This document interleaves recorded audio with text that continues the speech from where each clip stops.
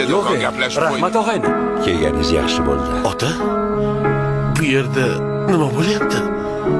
Bugun o'g'limning tug'ilgan kuni. Unda nega bu yerda o'tiribsiz? Nega ular sizni chaqirishmayapti?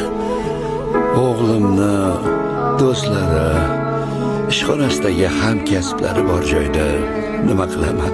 Menga shu yeram bo'laveradi o'g'lim. Ota, o'g'lingiz tug'ilgan kuniga mana shuni sovg'a qiling. Sovg'a qiling. Yana qo'ying. Bo'ldi, mayli qo'y, bor. Og'ayni, bugun rosa yayrayapman-da. Hozir osham pishib qoladi. Keyin, ha?